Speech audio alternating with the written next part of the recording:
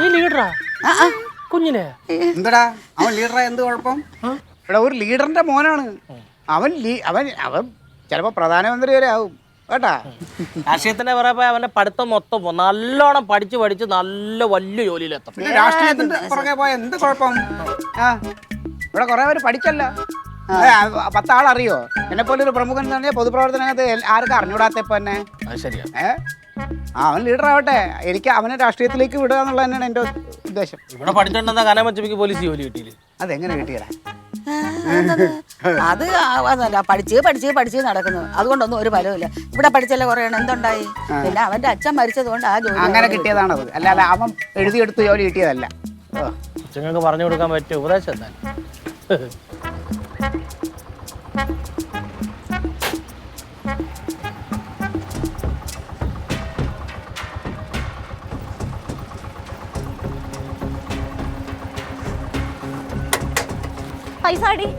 പൈസ തരാൻ എന്തോന്നിത്?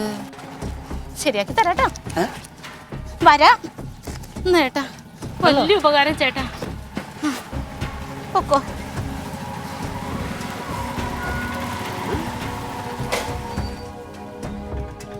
എന്താണ് ഒരുമാതിരി തോന്നിയവാസം കാണിക്കരുത്, തോന്നിയവാസം. നീ എന്തിനാ എന്നെ കൊണ്ടുപോയത്? ആ പോണ ഓട്ടോറിക്ഷ ഉണ്ടല്ലോ, ദൈവം.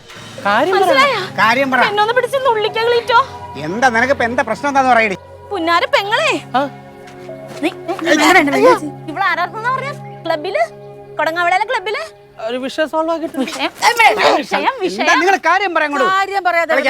എന്റെ അമ്മേ, ഇവള് കൂട്ടുകാരുടെയും കുടുംബ പ്രശ്നം തീർക്കാൻ പോയില്ലേ എന്നെ വിളിച്ചോണ്ട്, ഈ പാവപ്പെട്ട എന്നെ വിളിച്ചോണ്ട്.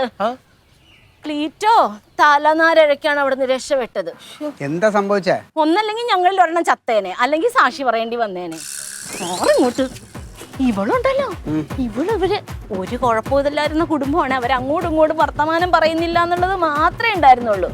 ഇവള് ചെന്ന് വിത്തും പേരും ചോദിച്ച് രണ്ടുപേരും കൂടി വഴക്കായി.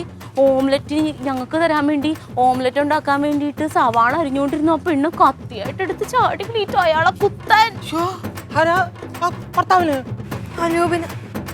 കുത്തിങ്ങനെ നിക്കുന്ന ഞങ്ങള് പിടിച്ചിട്ട് നിക്കണുണ്ടോ?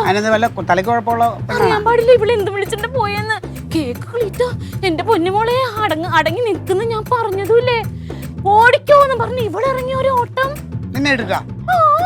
ഞാന് എനിക്കെന്താണെന്ന് അറിയാൻ പാടില്ല, ഞാനും ഇറങ്ങി ഓടി. ചത്തോന്ന് എനിക്ക് അറിയാൻ പാടില്ല. അവരിൽ ആരെങ്കിലും ഒരാൾ എന്തെങ്കിലും സംഭവിച്ചിട്ടുണ്ടാവും. ലില്ലിപ്പെണ്ണ് നയപരമായിട്ട് മാങ്ങാത്തൊലി ലില്ലിപ്പെണ്ണ്. ഞാൻ പെട്ടെന്ന് പകച്ചുപോയി അച്ഛാ. തങ്കത്തിന് ഇച്ചിരി പഠിപ്പും വിവരവും കുറവാണെങ്കിലും ചില കാര്യങ്ങളിലൊക്കെ അവൾക്ക് ഇച്ചിരി ബുദ്ധി കൂടുതലാണ്. അത് നീ മനസ്സിലാക്കണം. അതുകൊണ്ടാണ് അവൾ ഇപ്പോഴും ശാഖയായിട്ടും നീ ശിഖരമായിട്ടും അങ്ങനെ ഇരിക്കുന്നത്.